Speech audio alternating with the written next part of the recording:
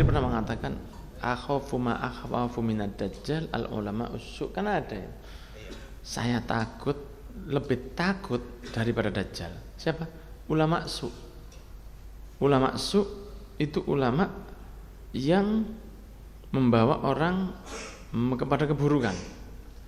Karena kan kalau dajjal kita tahu ini musuh, tapi kalau ulama apalagi yang cinta sama dia dibawa kepada keburukan, itu kata Rasul, saya lebih takut itu daripada dajjal.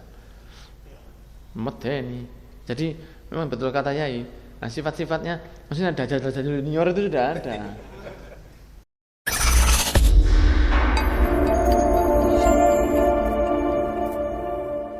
Kemudian di hadits berikutnya Rasulullah bersabda, siapa yang hafal 10 ayat awal surat Kahfi terjaga dari gangguan dajjal.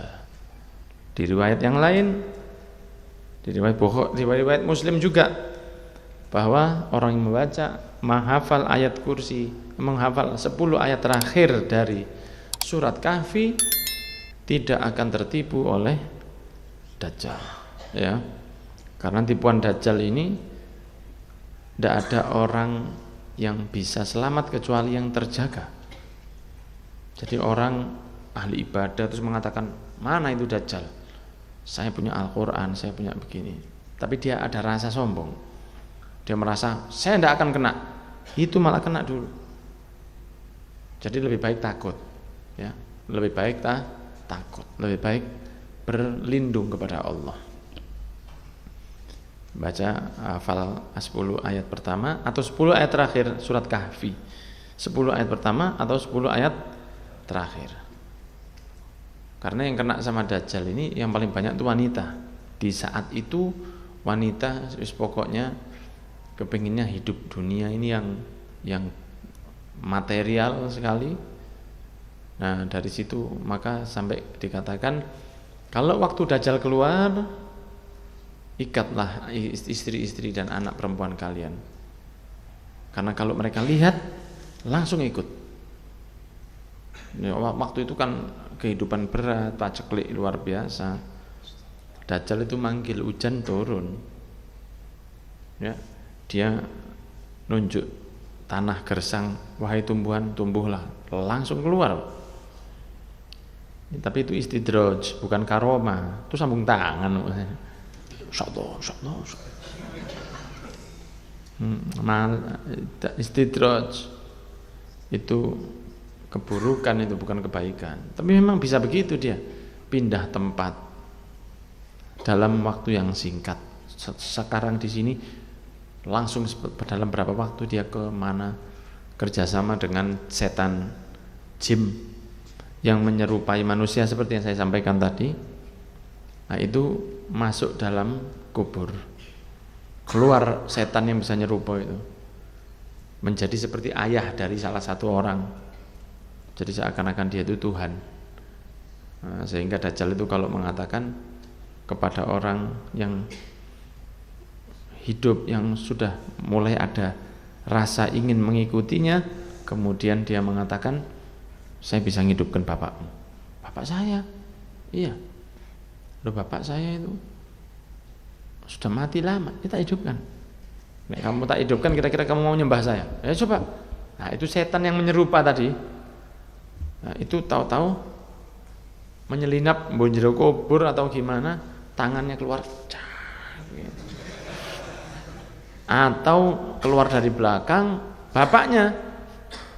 Nah, setan kan bisa berubah jadi apa saja. Maka dia akan di belakang, Pak, urip Pak. Iya. Kon sik urip kon.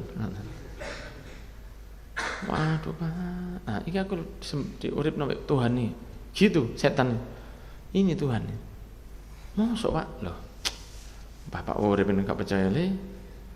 Iki Tuhan le. Lah berarti aku nyembah iki. Ya ini disembah ini. Maka semua tambah banyak yang ikut kepada dajjal. Karena orang melihat dengan mata kepala sendiri seakan-akan bisa menghidupkan yang mati, padahal bukan. Dia kerjasama dengan setan. Ya, setan yang bisa menyerupa kepada manusia, persis bapaknya. Nah, sehingga orang katut banyak sekali yang ikut dengan Dajjal. Sekarang aja banyak. Sekarang aja udah banyak. Ya, apalagi nanti pas dia keluar lebih banyak lagi. Karena tidak langsung dia keluar terus dia jalan-jalan di pasar. Sinten nggih Dajjal? Tidak begitu dia. Dia kerjasama sama iblis. Jadi ada kolaborasi yang luar biasa, ada collab yang luar biasa. Iblis dengan Dajjal. Nah, iblis ini yang mengatur dengan pasukannya supaya orang nanti Dajjal itu turun, orang sudah heboh sama dia. Sekarang dikasih dulu dari orang-orang yang sudah mau kepada setan dengan lewat ya musik atau lewat macam-macam musik-musik yang tidak Islami ya. Jadi dibawa dulu manusia ini supaya hancur dulu. Sudah tidak percaya sama agama. Ya, agama yang paling kuat kan Islam sekarang. Yang paling berkembang dan paling fundamentalis, tidak mau berubah. Ya siki Islam.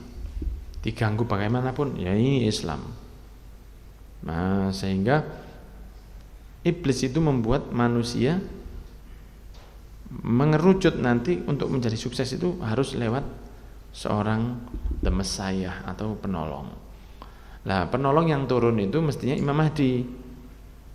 Tapi agama-agama banyak yang fahamnya nanti turunnya Dajjal. Dajjal itu kalau turun Yahudi itu akan ikut sama dia, pikir ini Imam Mahdi kita. Penolong itu ini padahal bukan itu. Penolong kita itu Imam Mahdi dan Nabi Isa. Dan Nabi Isa yang membunuh Dajjal nanti di Israel ya, di Palestina situ. Mati set dan akan bosong nanti itu Dajjal. Ya, ada bosongnya.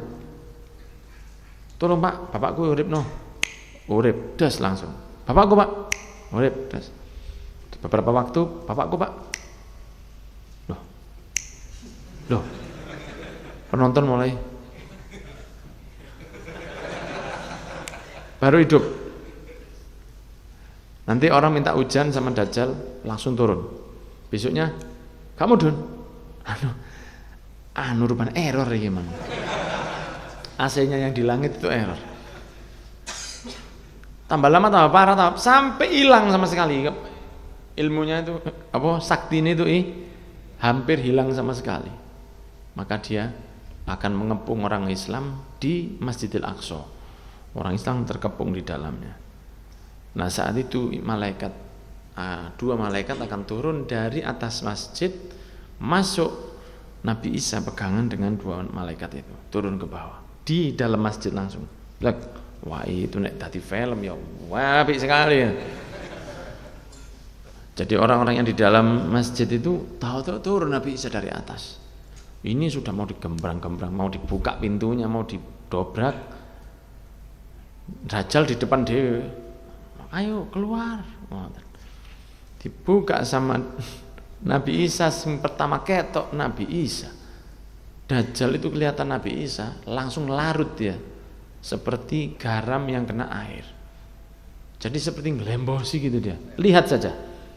Hanya melihat ke Nabi Isa leleh. Langsung dia seperti lemah begitu. Saktinya hilang. Maka dikejar sama Nabi Isa. Yahudi yang di belakangnya disikat sama orang-orang Islam. Ya. Dikejar sampai pintu Lud namanya. Lud bukan Loto. Lud. L-U-D. Lam dal. Lud. Dibunuhlah Dajjal di depan pintu Lud itu. Masih ada sekarang pintunya, sampai sekarang masih sudah ada pintunya. Mati di situ dia. Wes berkolaborasi dengan Imam Mahdi. Nanti Nabi Isa akan wafat, Imam Mahdi juga wafat. Keluar angin dari Yaman, keliling dunia angin dari Yaman. Orang kan sudah kebiasaan kena COVID meninggal banyak. Nanti ada lagi Tapi TV sudah tidak ada waktu itu, HP sudah tidak ada, mobil sudah tidak ada, jam aja tidak ada. Karena semua itu terbalik nanti jadinya. Ya, sekarang kita itu kan satu arah.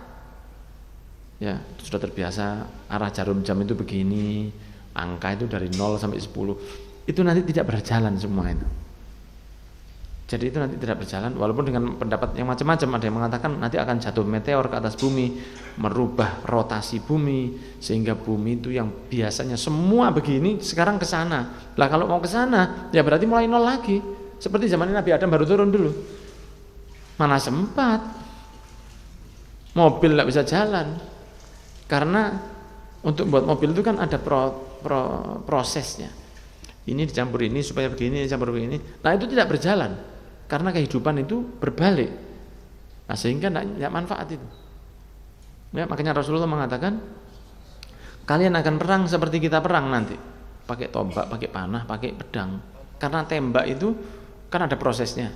Kalau dibeginikan, pirnya mundur, kemudian melemparkan peluru, pelurunya lepas, selongsongnya itu hilang, kemudian tinggal pelurunya saja. Itu kan dengan proses. Nah, nanti itu prosesnya harus ke sana. Ya enggak bisa, ya harus buat dari nol. Lah pabrik-pabrik tutup kabeh sak dunia ini. Semua ada ngefek itu semua. Kipas angin ini enggak bisa. AC itu enggak bisa semua. Semua tidak berjalan. Elektronik tidak berjalan. Makanya HP yang jelek aja. Nah, daripada yang bagus, waduh baru beli. Dajjal ya jadi rupa. Gara-gara dajjal nih. Enggak bisa. Perangnya pakai pedang, pakai panah. Uang pakai apa namanya? Emas dan perak. Karena akhir zaman orang akan kehilangan kertas. Semakin banyak yang pakai digital. Nah, digital mati. Habis deh. Telas deh. Duit itu telas. Duit gue telas banget. Telas. Orang kan sudah banyak yang pakai begitu sekarang. Nah, uang kertas itu enggak ngefek nanti. Enggak bisa itu, enggak kepakai. Makanya Kanjeng Nabi bilang orang yang pintar itu mereka yang punya kuning dan putih di akhir zaman. Ya maksudnya emas dan perak. Ya bukan berarti sekarang wis sampai gak iso mangan sing penting nglumpukno emas, ya ndak. Emas sama perak ndak bisa dimakan. Wis dilakoni aja. Saisone begitu ya. Dajjal itu bahaya sampai turun taklim memang. Kita menangi atau tidak? Nah, itu semoga gak menangi. Medeni itu, Pak. Kita takutnya apa kita ini selamat. Tidak ada jaminan. Tidak ada jaminan selamat dari Dajjal, tidak ada.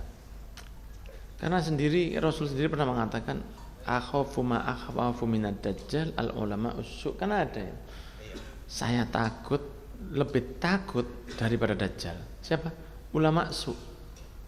Ulama su itu ulama yang membawa orang kepada keburukan. Karena kan kalau Dajjal kita tahu ini musuh, tapi kalau ulama, apalagi yang cinta sama dia, dibawa kepada keburukan, itu kata Rasul, saya lebih takut itu daripada Dajjal. Medeni. Jadi memang betul kata Yai. Nah, sifat-sifatnya, maksudnya Dajjal junior itu sudah ada. Dajjal junior itu sudah ada.